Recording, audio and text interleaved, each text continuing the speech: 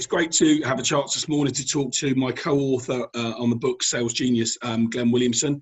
Glen has joined us based, I think he's at home at the moment in Surrey, I think. Is that right, Glen? That's correct. Glen it's been a great pleasure for me to co-author Sales Genius with Glen, and I'm going to talk to Glen and have some questions around his background. Obviously, his chapter in the book was amazing. It talked around mindset and how mindset is so important for salespeople. So, going to get some knowledge and understanding from Glen around mindset and sales. So, Glen, welcome. Good to talk to you and good to connect up finally and get this done. Yeah, fantastic, James. Thanks for inviting me. Real pleasure to be here. No worries at all. So before we go into a little bit more about the mindset thing, tell me a bit more. Obviously, I know you've got a real strong sales career and background, but tell everyone else a bit about your background and what you've achieved from a sales perspective and what got you to where you are now as a sales trainer. Sure. I'm in my 32nd year of sales. I started in logistics. I spent most of my career in logistics, starting with FedEx and then moving on to the Royal Mail and then to DHL and Hayes DX and finishing my career with TNT. I paid my dues from sales exec to area sales manager to regional sales director to account director to sales director. I climbed the slippery corporate pole and managed teams, business developed, trained in account management at Cranfield University, and worked with hundreds and hundreds of fantastic salespeople, mostly in the logistics sector, with a little diversion outside of the logistics sector for a couple of years within the video games industry. 7.5 years ago, I decided that the corporate sector was no longer for me, and I went self-employed. And I was going to take 6 months off and recharge my batteries when a local company said to me, Glen, we've never had a sales strategy. Would you come and have a quick chat with us? So I did. And what I realized was this SME that turned over $500,000, $700,000, that sort of order of magnitude, didn't really have a sales strategy. They didn't know why they were losing customers. They didn't have any sales processes in place. And I worked with them for a couple of months, and then fortuitously they introduced me to their biggest customer, which was a top 4 insurance company. Then all of a sudden I was working with them. And so now all of a sudden I'm a sales consultant stroke sales trainer, but I hadn't really prepared anything. So my business really took off from there. I mean, that happened immediately 7.5 years ago, and I've just grown the business through referrals. I've never done any marketing or anything like that. I just grow through referrals, and I do 3 things really. Firstly, I'm a consultant sales director. So currently I'm a sales director for 5 different companies. So I'm leading over 120 salespeople. Wow. In 5 different industries, actually. It's quite interesting. Very, very diverse. You see some non-complex and some complex sales. Some junior salespeople, some very senior, capable salespeople. And so I get a really good sight of how different salespeople approach their roles and how important sales enablement technology and sales systems and sales processes and culture and environments are. The second thing I do is I train across the world. My main course is called Master the Sales Conversation Masterclass, and it imparts 21 insights, the 6 things every salesperson has got to know in this modern environment in order to sell successfully. The 5 questions your customer is asking themselves when you go and see them, the 4 phases of the sale, the 3 absolutely must-have conversations, the 2 negotiation no-nos, and the 1 ultimate sales mindset, the 6, 5, 4, 3, 2, 1, the 21 insights that I impart in the Master of the Sales Conversation Masterclass over 2 days. I like it. Yeah, it's a great course. It gets people really fired up. And the third thing I do is I coach. I'm an accredited master coach, and I spend a lot of time coaching new business owners and salespeople to achieve breakthrough results. Brilliant. Well, I know from reading a bit more about you, you've had a huge amount of success from a sales perspective, and I guess it's when you hear those stories of, about what you've achieved and who you engage with now, it's inspiring for other people pretty much watching this video, because they're going to think there's not many questions you've not been asked. There's not many challenging situations in sales you've not dealt with. I guess from your perspective, you've pretty much ticked every box, I'd imagine, from the most difficult sales questions going.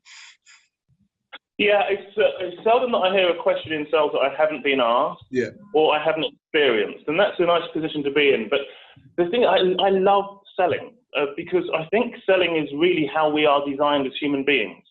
There is no difference between what we do at home or in our communities, down the pub with our mates, and what we do at work.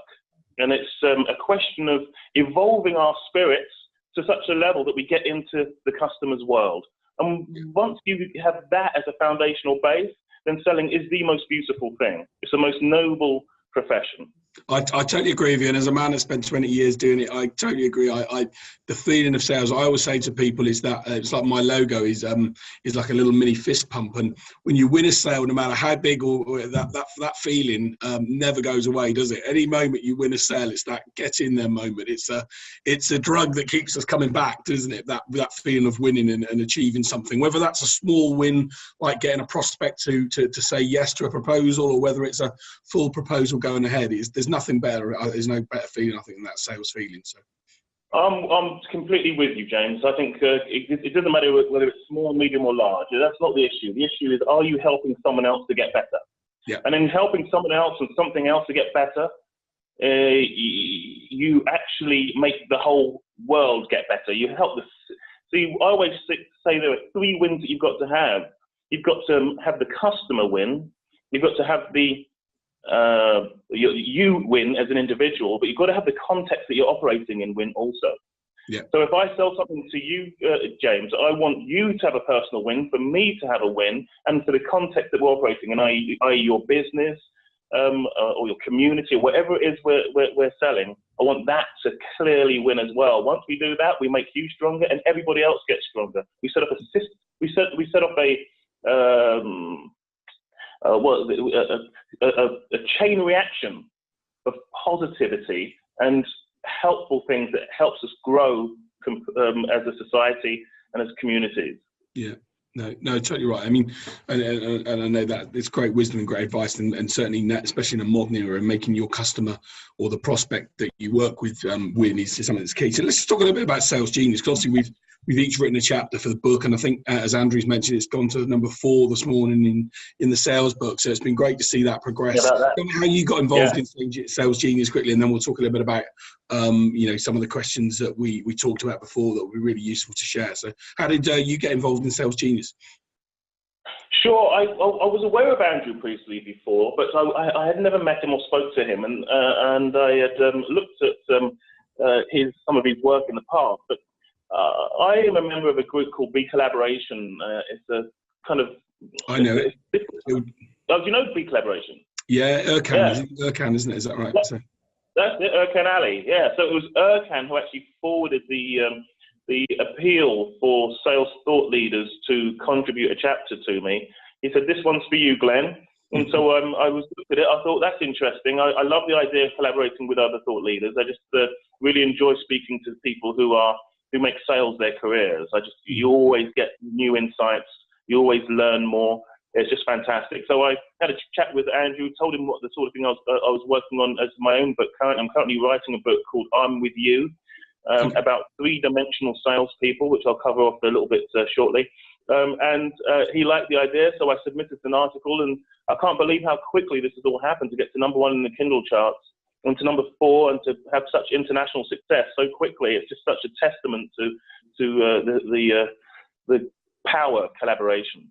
I think you're quite right. It is, you're right. Sometimes, like you say, because a lot of people would say, well, you guys are in the same industry. Do you compete? And my view was always, no, we don't. There's so many.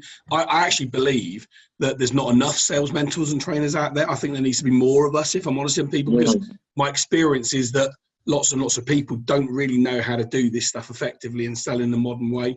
And they see that sales has got this traditional sort of old you know, for want of a better phrase, sleazy look at, you know, element to it. And sales isn't sleazy. Good sales is about, like you say, delivering a result for both parties. So I think it's important that more collaborations happen, that more expertise gets shared, and all the wisdom in the book from all the authors, you know, was some real great thoughts in there of people that have achieved great success. And I think you're right. It's a great book to be part of, and it's a great book for people to buy if they want to get better sales results. Because I learned stuff from it, as I'm sure you did. So. Yeah, absolutely. Yes. Yeah, and I think on the subject of competition, I never see competition in that way, in a way that will diminish me. I always see competition as something that will enhance me. Yeah. I've never been afraid of competition. This is how the world is supposed to be. We are surviving right now as a result of some unbelievably brilliant competition happening inside our bodies. Competition is how it's supposed to be. So it's just as long as you're open to learning, open to developing, and you're playing a big game. Well, yeah, I want to speak to every sales leader in the world, quite frankly. No, I'm totally with you. I totally share the same thing, and the learnings that I can get from. I spend most of my time a lot of time traveling, and I listen to books from sales leaders everywhere. And it's like you say, you can pick up snippets and ideas. And I'm looking forward to hearing more about your book as well. But so talk to me. Obviously your chapter in the book, the Sales Genius itself, was around mindset in sales, and tell me sort of, obviously you focus then on your 6-5-4-3, and with mindset maybe been at the end. Tell me why. And I agree with you totally that, if you can't, you won't, and those elements are so key for salespeople.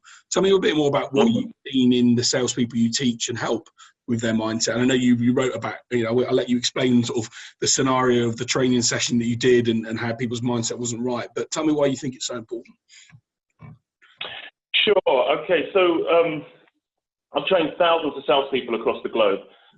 There isn't a great deal of difference actually between them. There is some localization that you have to do, but basically it comes down to the success in sales comes down to who someone is being, not what someone is doing. When what I find is that, so I'm always on the lookout, James, for the people who can sell consistently. Not the ones who can sell large accounts, but who can deliver consistent results over time, who understands how to break down a target and hit it every single time. Yeah. And those guys are relatively rare. So I've seen people with massive amounts of sales talent, very slick process, very charismatic, who don't hit their sales targets that often. And conversely, I've seen lots of salespeople who aren't that good at sales, who don't have a lot of the sales proficiencies that you would expect when you look at their results, and get through all the time. They keep on winning. They keep on doing it. So whereas I expected consistent sales results to be a function of sales skills when I started in sales training, what I'm now realizing is that there are three things that need to be balanced. So the book that I'm writing, I'm With You, is based on three-dimensional sales. Mindset is key. You have to have the right mindset. Skills, really important. You have to have the right skills. And the third dimension is you have to be absolutely fearless. So in my article, I just focused on the mindset piece. Now, when I say mindset, I am not talking about positive thinking. Positive thinking is really important. There's no doubt about it. And you cannot step over that. If you want to be a great salesperson, you have to think positively. But I'm not only talking about that. I'm talking about a whole range of things. Yeah, I'm talking about your determination, your resilience, ability to bounce back, what I call bounce back ability. I'm talking about being open to new ideas. You can have fantastic conversations. I'm talking about being curious and interested and really caring about the customer's results. I'm talking about being collaborative. I'm talking about knowing that this world is just not about you, but it's about actually sharing and creating something greater, more than the sum of its parts. So that's at the source. At the source is my training salespeople, expecting to see the really skilled people. Because sales training as an industry just focuses largely on skills. It still does, even in 2018. But until it starts addressing the mindset, you're wasting your time with many of the salespeople you train. And the reason is because the mindset drives the actions, and the actions drive the results. So wrong mindset, wrong actions, wrong results. Great mindset, great actions, great results. It's an immutable law. So this gets you to, when you work this through, what mindset really is, and this dance between your values and your beliefs, is that success in any discipline, and this is way beyond sales, this is right across our lives, is not a function of what we do, i.e. the skills, but a function of who we are being in the doing of it. Mm-hmm. And that's what I see. I see people with the right attitudes, the right mindset, who are open, resilient, determined, collaborative, caring about their customers' results, willing to put themselves into the customer's world, really listening generatively rather than listening in such a way that they're waiting to say the next thing that they've decided they want to say, but truly listening. Those ones are the ones who are most likely to deliver consistent sales results. You're so true, Glenn, and it's interesting that you know talking this stuff through and what you say around people. I have 3 models that I use on my in my sales approach for clients, and I talk through foundation, skills, and journey. And you're right, skills are around. You've got to have determined mind, and mind is driven, determined, read the signs, build investigation. But it's interesting. I was at an event last week where there was a number of exhibitors and a number of salespeople, and going around the room and talking to salespeople around how they learn and what they do. And I agree with you. It's quite sad in a way. There was probably half of the people there that thought they knew it all. And I was like, wow, you really think you know it all already? And it's like, do you know what? You don't even know half of it. I don't even know half of it. I'm still learning. I have up on my wall in my office at home, Michelangelo quote, I'm still learning at 87, because I think we're still on that quest to be able to find new stuff out. So I think you're right. It's so key to open your mind to be able to see opportunity and to look at how you can develop and how you can change the way in which you do things in order to get better results. And I think that's something for us all to do. And I know people will read the book themselves. I know you mentioned a great story around if people had to sell, if they had to hit a target, basically they would do it if their mindset was right. If someone said that they were going to get a lot of money, or if they were going to pass away, I can't remember exactly which one you defined it as, but you basically said if they had to do it, they would do it because their mindset would be right, wouldn't it? And it's key. Yeah, spot on. Firstly, before I address the what's at stake point, your question about, I've never seen a consistently strong salesperson who thinks he knows it all. Mm. It's completely and utterly incompatible. Yeah. All the best salespeople I know, all of them, the really top 5% who do the right things right, are passionate about giving their customer a result, are articulate at value propositioning, who know how to guide a customer elegantly towards a yes. All of them are constantly on a self-development journey. All of them. They realize that they know very little, and so they constantly self-develop. It's such an important point. We cannot step over it. Well played, sir. So the reason why I call the article "So What's at Stake" is because I work with a client who pays his salesperson so highly. He's got such a massive basic salary that he is just in an unbelievable comfort zone. And so I was having a chat with him, and I said, "So what's at stake for you? What would happen if you don't hit your target?" And no matter how much he tried to gild it, what was true was that there wasn't anything at stake for him. See, when you're paid that much as a basic salary, and you don't have to drive towards a commission, you've got to have something internal at stake. There's got to be something internal that drives you, because the difference in sales is often making that call, or following up that lead, or making that 7th call or 8th call. That's the difference. It's the small things. It's not the massive things that we do that makes a difference. One of the things that really surprises people when I say to them, and they haven't hit their target, and I say to them, right, if I put £5 million in front of you, would you have hit your target? Now, remember, you can retire at the end of the year. All you have to do is deliver that target for me that you missed. And they say, yeah, I would have done. I would have found a way through. They're surprised that they actually could have hit the target. They didn't realize that they could hit the target. They don't know that they can get through, that they're extraordinary, that they have it all there, but they've just got in their own way. That's what they do. They get in their own way. And so the what's at stake term is really about getting people to be present to the fact that you don't have to have commission at stake or money at stake or anything material at stake, but you've got to have something at stake, something that drives you internally, something that gets you to jump out of bed in the morning. Yeah. You've got to love what you do, and you've got to have that something internally that drives you and makes you know that you have got to get through. If you can find those people, I mean, it may be a mortgage, it may be you want to buy a something for your son. It doesn't matter. It doesn't have to be huge, but it has to be something that gets you out of bed and has you create something different.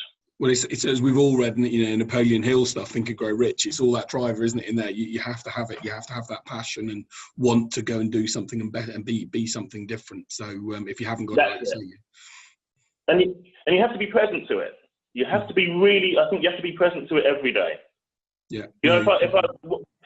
My stand is I want in every conversation I have, I want growth for myself, for the person I'm talking to, and for the context that we're operating in. I want growth in every single conversation. It doesn't matter whether I'm buying a bag of chips or I'm in front of a multi-million-pound customer talking about training their wholesale team. It doesn't matter. I want growth everywhere. Yeah. Now, if that's my stand, if that's what's at stake for me, and I'm being that every moment of every day, I cannot not make that call. I cannot not self-develop. I cannot not do the things that I know I have to do in order to be great. No, you're quite right. You're so right, and it makes such a big difference to get in that way. Let me just conscious of some time, and I know you've got a busy schedule, or things you're doing in terms of. Talk to me a little bit about obviously I work with, generally tend to work with some smaller businesses, but those that are successful. But one of the questions that I get asked a lot is, this element of consistency is tough for a lot of people that aren't necessarily attuned to getting sales results. And, people say to me, how do they change their mindset when they're going through a tough time to get better results? I mean, have you got some advice and thoughts for people on how they can adjust their mindset when they're going through, we've all been through tough times as salespeople, we've all been there.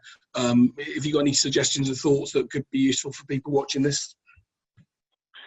So I think for me, the missing link in sales coaching and SMEs and entrepreneurs is coaching. The missing link that sales directors certainly with sales directors is coaching. There is a lack of coaching. Yeah. In order to change a mindset, training is a temporary solution. Coaching is a much more permanent solution, because what it deals with is the blind spots that stop people from exhibiting, demonstrating the consistent behaviors that you need to be successful in sales. So to use the example that I used in the book, the person who said to me every time I do a cold call or a drop-in call, I feel as though I shouldn't be there. I feel as though I'm imposing on their time. That's a really weak, empowering context. That's a really limiting belief. Yeah. Now, in order to get him out of that limiting belief, no amount of training and reading books is going to help. Yeah. The only thing that's going to help is for him to see that this is a blind spot, and to take him from this blind spot into knowing why he behaves like that. And that's a function of coaching. So the main thing that I would suggest is that people start coaching this. I can't believe that how few people actually get coaches. All the best athletes, all the best musicians in the world will always use coaches. It's like my banner. I always say to people, the banner I use he won't reach the top of his career without a mentor, and neither will you. And it's exactly that. We're taught as kids to be taught by, whether it's sports or music or whatever else, to get better at stuff. And it seems like we get to a certain point and decide that some people think we need to stop. And actually, the whole point is, you've got to, if you want better sales results, you've got to be able to listen and learn and be coached and actually work out how you can improve. And I think you're quite right. It's I always say to people, why does Tiger Woods, or why does the best golfers in the world, Dustin Johnson or Justin Rose, whatever or Roger Federer, why does Roger Federer, who's won 20 Grand Slams, still have a coach? Because he knows he can get better. Yeah, absolutely. So here's the thing about coaching. Do you know that quadrant, James, where you look at in the bottom right hand quadrant, you've got salespeople who do the wrong things wrong, and I estimate, based on my experience, that's probably about 5% of salespeople. and they're a liability, and they should move into a different career. Yeah. And then you've got the bottom left quadrant, you've got salespeople who do the wrong things right. And I reckon that's about 35% of salespeople. And they kind of drive negative results. They cause a little bit of chaos in the business. And then you've got the 45% of salespeople in the top left quadrant who do the right things wrong. And they're actually a good asset. At least they're doing the right things, but they're doing a lot of them wrong. And then there's that final 5% who do the right things right. And they are the gift that keeps on giving. In my experience, those 5% of salespeople who do the right things right, who drive proper results within a business, they mostly are being coached. Mostly. Yeah. No, they're kept on track. And if you ask the top athlete, or even just a professional athlete, whether they'd ever be without a coach, they'd look at you like you're insane. And it should be the same in business. It should be the same in business, shouldn't it? They would, like you say, all the Olympians, all the people that their coaches, the key thing for them to look how they're going to get better. And no, I totally agree. So, talking about, some of the, I always ask people about their best, one of their greatest sales successes and how they achieved it. Obviously, Glenn, you've had a long career in sales. But, have you got one or two moments to stick out as being your proudest sales moments, and how did you make them happen? I think it's great stories to share with other people that are watching this. Yeah, I see every sales win as a great sales moment. I mean, I could talk to you about some really massive wins. I sold a £25 million contract to BT, a £20 million contract to British Gas. A couple of years ago, I sold a £7 million contract to a company in Malaysia that turned over 10 billion, a software sale. But really, the thing that we got, even if it's a £10,000 sale, personal, or a £25 million sale for TNT or for a large logistics company, the thread that goes through all of them, the thing that enables all of those sales is what Stephen Covey had as his first habit of highly effective people. And that is seek first to understand. See, the issue that I find with salespeople is that they sit next to their customers, and that's not good enough. Because if I sit next to you and we look at something, we look at two different things. We don't have the same perspective. What your customers need is for you to sit where they're sitting. And as soon as you sit where they're sitting, you can see what they're seeing, and you can experience what they're experiencing.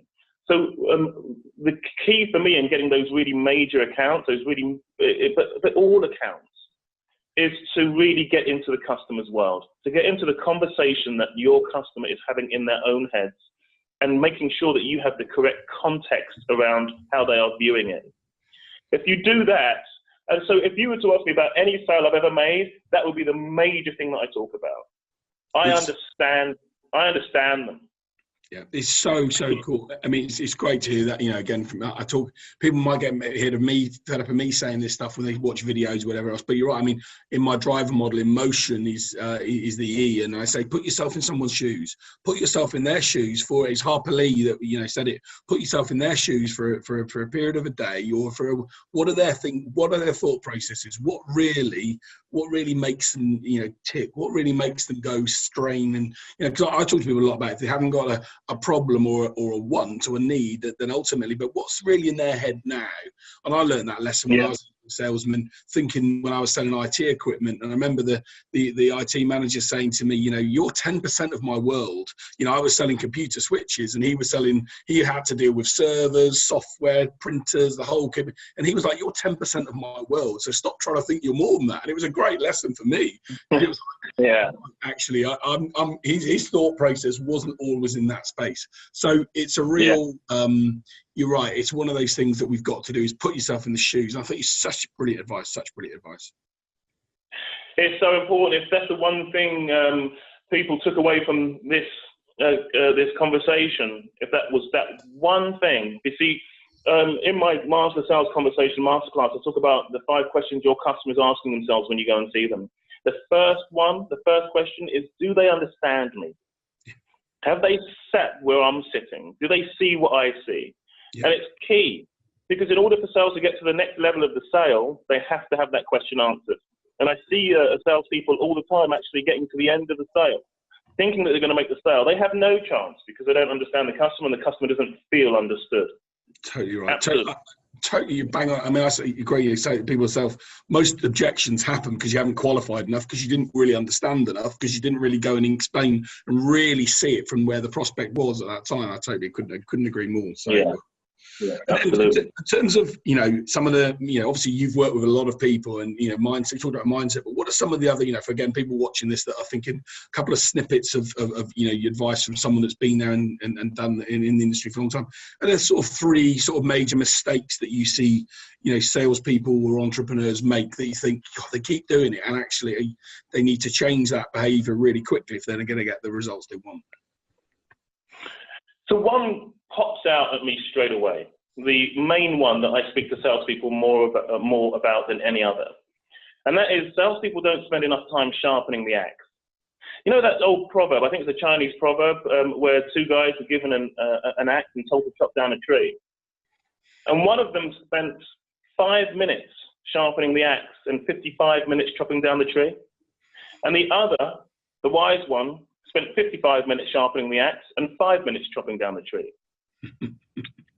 So if sharpening the axe is getting to understand the customer, is asking powerful questions, getting into their world, making the customer feel understood, gaining rapport and developing rapport, I find that most salespeople, and unfortunately, the more a salesperson gets paid isn't commensurate with the degree to which they do this.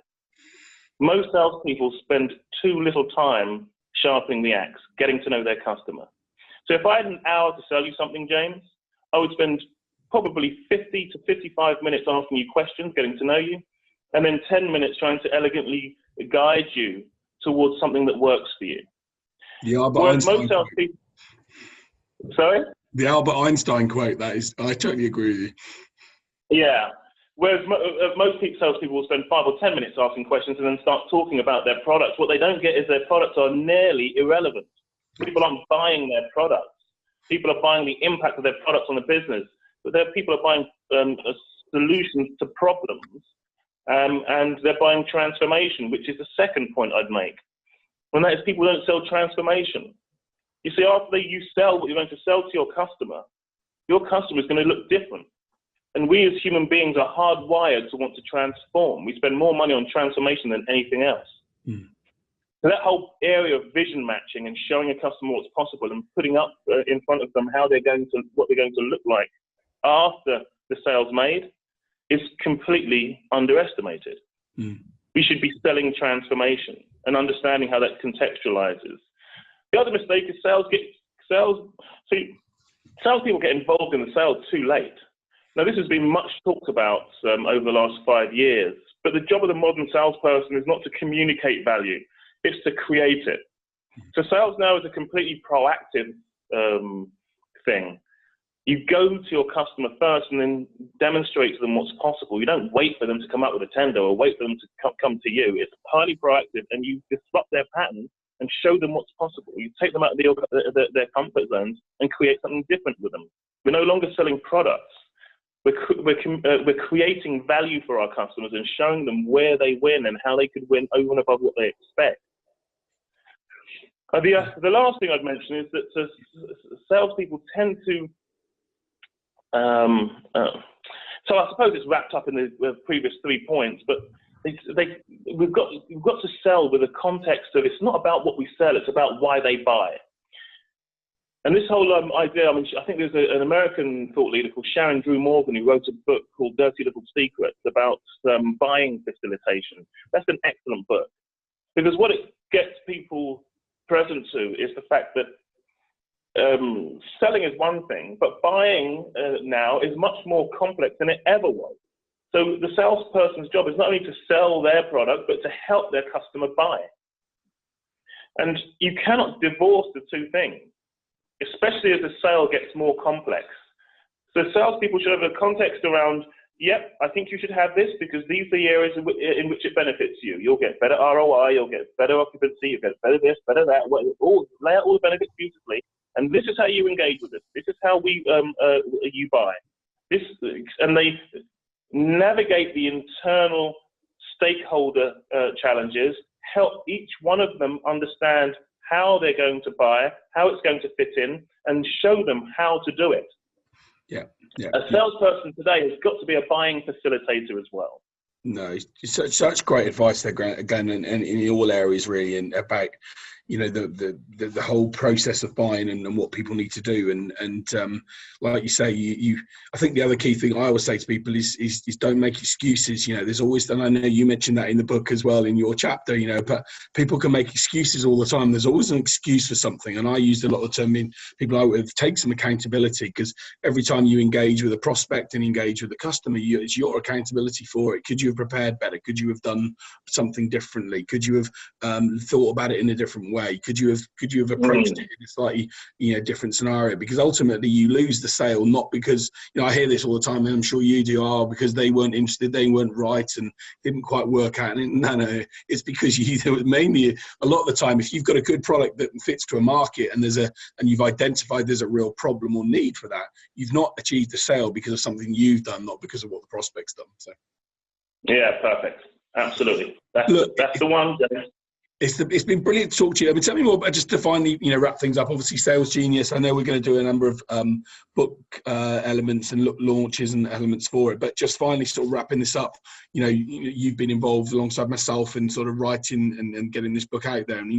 It's certainly a book that a number of businesses that across the world and across different sizes should be getting their hands on, isn't it?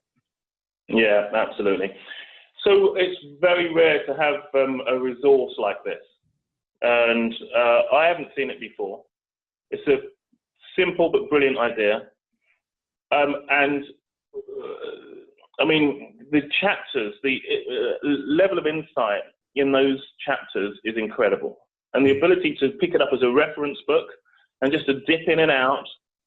So if you want to know something about cold calling, if you want to know something about some powerful questions, if you want to know something about mindset, if you want to know something about closing or negotiating, you can just go back in there and pick it out. It's an incredible resource. And already I've got the most incredible feedback from so many people on this book. And hopefully we'll build on it and get as many people to read it as possible, to have it as a resource, because I would have really valued this as a salesperson in my briefcase if I was back in the corporate selling world, selling my wares all the time. It would have been such a great resource, or even in an SME. So yeah, I'm really proud to be involved in it. Can I just finish with one last thought on mindset, James? Because I just want to get I want the whole world to know that they can do anything. If they live in possibility, they can do anything, absolutely anything. I have a salesperson who came to me in June and said, Glenn, I'm going to lose this account. And it was worth £500,000 to the company. And I just said to him, look, there are salespeople who lose accounts, and there are salespeople who don't lose accounts. Don't lose it. So he went off, and that's my technique as a sales director. I like it. Don't lose it. Right? Because it's true, right? You don't have to lose an account. No. But salespeople have got it in their minds that if they're trialing a competitor, this company was trialing a competitor, and the trial went very well, that they were going to lose it. But no, there's absolutely nothing to say they should lose it. So he went off and he said to the customer, I'm sorry, I can't lose you. You're a strategic account. You're really important to us. We've invested 9 years in you. We've had a successful relationship. I'm not going to lose you. And the customer said, sorry, decision's made, board level. And he said, well, I need to talk to your board then. Well, the guy said, well, I'm not going to let you talk to my board. And he said, well, I'm going to have to put a proposal in front of them. Give me one more chance. I deserve that. So he put a proposal in front of the board. And the board went back and said, sorry, decision made. So he said, no, this isn't going to work. I can't lose you. I'm not going to lose you. And he went on and on and on. He submitted a second proposal, and it was imaginative. It was a very imaginative proposal. He galvanized an internal team. He got them to really think outside the box. He should have done this before, but anyway, that's a different story. And he puts it together, a really imaginative proposal. And the company came back and said, look, we're really blown away by your commitment to us, so we're going to go with you. The interesting thing is the customer said, look, we're afraid of losing face. We've already given the other company commitment. How do I articulate to them what we're going to do? And the salesperson said, don't worry, I'll write the letter, you just send it on. So he wrote a letter. Unbelievable. And what this demonstrates for me is that it's the mindset that creates our results. It's our mindset that creates our actions, and our actions that create our results. As soon as he changed his mindset to, I cannot lose this account, his actions changed and his results will naturally change. Everything's possible. So if we take two things away from this call, it's got to be one, get into your customer's world. Sit where they're sitting. Don't sit next to them. Sit where they're sitting so that you can see what they're seeing and you understand what they're going through. And the second thing is, know that everything and anything is possible if you have the right mindset. Brilliant. Well, I'm not going to even entertain any more words now. You've said it all. What a great way to finish the call. And I totally agree with you. And it's been a real pleasure to get some time here. I know you're a busy man, Glenn, and we've both got lots of stuff going on. But look, we know we've enjoyed co-authoring on the book, and some that advice there is evident throughout the book, and also some of the other chapters. And I'm going to do some other interviews with some of the other authors as well, as I'm sure you are as well. So look, brilliant advice, brilliant thoughts. It's been great to chat to you, Glenn. And I hope everyone enjoys the video and gets what out of it, what they should, which is combine 40 odd years with, or certainly mainly in your case, 45, 50 years worth of knowledge combined to achieve better results.